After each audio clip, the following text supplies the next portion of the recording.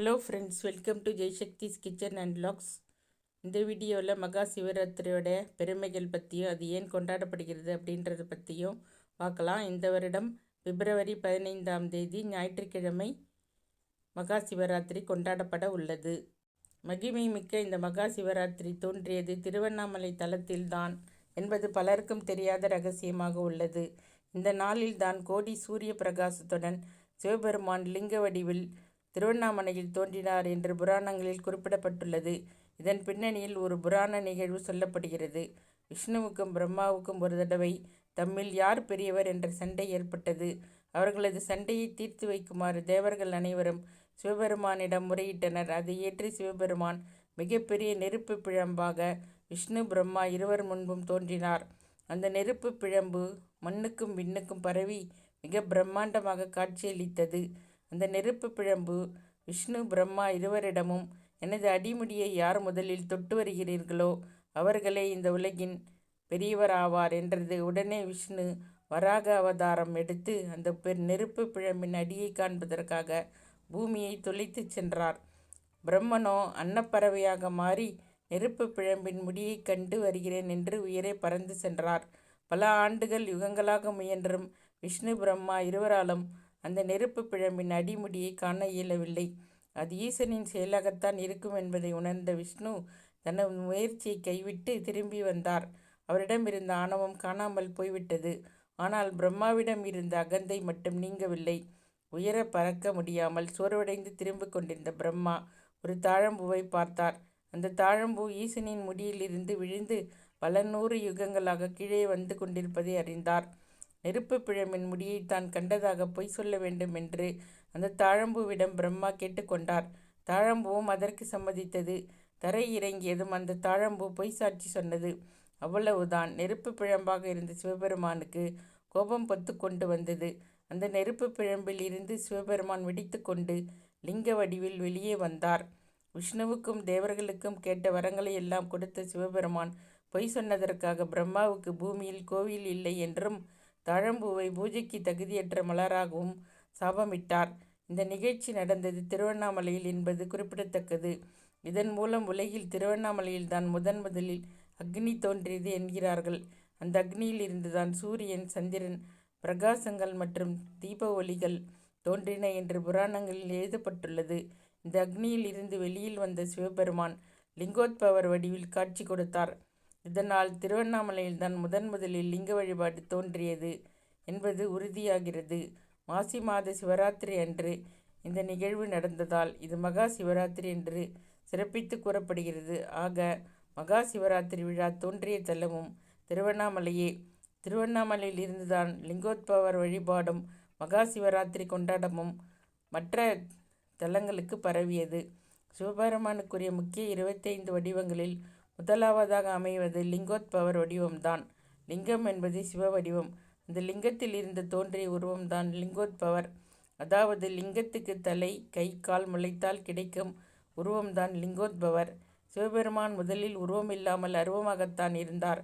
ஆனால் உலக உயிர்கள் முன்பு தோன்ற நினைத்த போது உருவமாகவும் பிறகு உருவமாகவும் தோன்றினார்.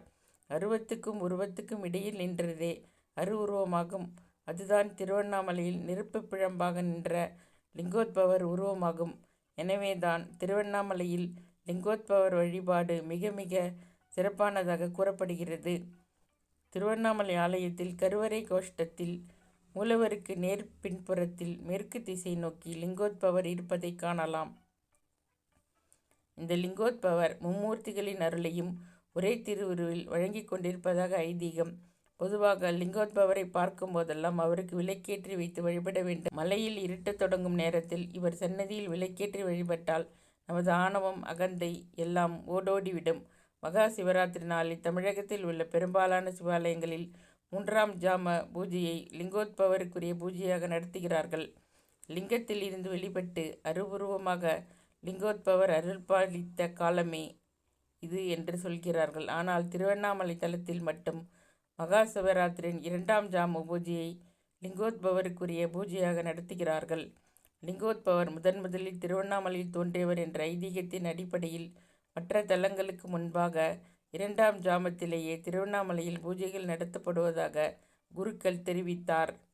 உலக உயிர்கள் நான், எனது என்பன போன்ற ஆணவம், அகந்தை கொள்ளாமல் தானும் இந்த பிரபஞ்சத்தில் ஒரு சிறு அணுவே என்பதை உணர்ந்து புரிந்து கொள்வதே லிங்கோத்பவர் வடிவத்தின் தத்துவமாக உள்ளது. இந்த வடிவை வழிபட்டால் உடல் நலமும் மோட்ச பிராப்தமும் கிடைக்கும். எனவேதான் இந்த வழிபாட்டை மோட்ச பிரதாயினி என்று சொல்கிறார்கள்.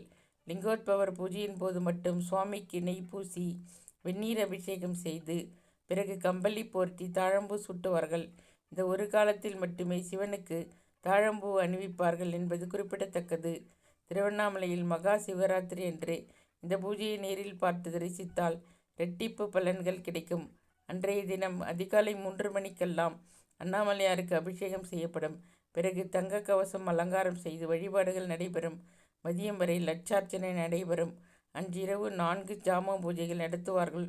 இரவு 7 மணிக்கு முதல் ஜாம பூஜை, 11 மணிக்கு 2ஆம் ஜாம பூஜை, நள்ளிரவு 1 மணிக்கு 3ஆம் ஜாம பூஜை, அதிகாலை 4 மணிக்கு 4ஆம் ஜாம பூஜை நடத்துவார்கள். இதில் இரவு 11 மணி முதல் 1 மணி வரையிலான 2ஆம் ஜாம பூஜை லிங்கோத்பவருக்கான பூஜையாக நடைபெறும். அடிமுடி காண முடியாதபடி சிவபெருமான் நெருப்பு பிழம்பாக நின்ற நேரம் அது. எனவே அந்த நேரத்தில் லிங்கோத்பவரை வழிபாடு செய்வதும் கிரிவலம் வருவதும் மிகுந்த புண்ணியத்தை தரும். மகா சிவராத்திரி தினத்தன்று திருவண்ணாமலைக்கு வரும் பக்தர்களுக்காக இரவு முழுவதும் 12 திருமுறை இசை கச்சேரி நடைபெறும். ராஜகோபுரம் அருகே 108 தவில் நாதஸ்வர வித்வான்களின் கச்சேரி நடக்கும்.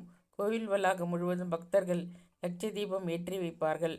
கடந்த 25 ஆண்டுகளாக திருவண்ணாமலையில் லட்ச தீபம் ஏற்றப்பட்டு வருகிறது. மகா சிவராத்திரி தினத்தன்று லட்ச தீபத்தை பார்ப்பது கண்கொள்ளா காட்சியாக இருக்கும். அது மட்டுமல்ல, கிரிவலம் வரும் பக்தர்கள் மகா சிவராத்திரி தினத்தில் மட்டும் வில்வ கொடியை ஏந்தியபடி கிரிவலம் செல்வது வித்தியாசமாக இருக்கும். நெருப்பு மலையாக இருக்கும் சிவபெருமானை குளிர்ச்சிப்படுத்த பக்தர்கள் கூடை கூடையாக வில்வம் எடுத்துச் செல்கிறார்கள் என்பது ஐதீகமாகும். சிவராத்திரி கிரிவலம் காரிய சித்தி தரும் என்பார்கள். சிவபெருமான் நெருப்பு மலையாக உருவெடுத்தது பற்றி பக்தர்களுக்கு ஒரு சந்தேகம் எழக்கூடும். கார்த்திகை தீபத்தன்று தானே ஈசன் நெருப்பு வடிவில் தோன்றினார் என்று நினைக்கலாம். உண்மையில் சிவபெருமான் திருவண்ணாமலையில் 2 தடவை ஜோதி ரூபமாக தன்னை வெளிப்படுத்தி கொண்டார். மாசி மாதம் விஷ்ணு பிரம்மாவின் ஆணவத்தையும் அகந்தையையும் விரட்ட நெருப்பு பிழம்பாக வந்தார். கார்த்திகை மாதம் அம்பாளுக்கு தன் இடப்பாகத்தில் இடம் கொடுத்த போது ஜோதி சுடராக வந்தார். முதல் ஜோதி தரிசனத்துக்கும் 2ஆம் ஜோதி தரிசனத்துக்கும் வித்தியாசம் உள்ளதை பக்தர்கள் புரிந்து கொள்ள வேண்டும். மாசியில் நெருப்பு பிழம்பு, கார்த்திகையில் ஜோதி சுடர். சிவபெருமான் ஜோதி ரூபமாக வெளிப்பட்டதால் தான் அண்ணாமலை தலம் அக்னி தலம் என்ற சிறப்பை பெற்றுள்ளது. அண்ணாமலையார் சன்னதியில் அர்த்த மண்டபத்தில் சிறிது நேரம் நின்று பாருங்கள். அனல் வீசுவது போல் இருக்கும். வியர்த்து கொட்டும்.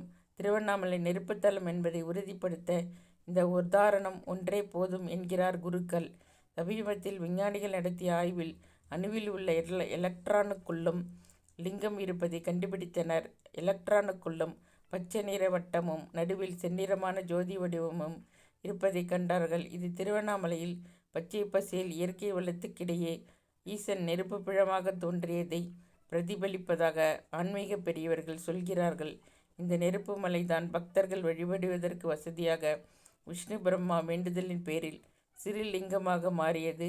அந்த லிங்கத்தையே தற்போது ஆலயத்தில் நாம் காணலாம்.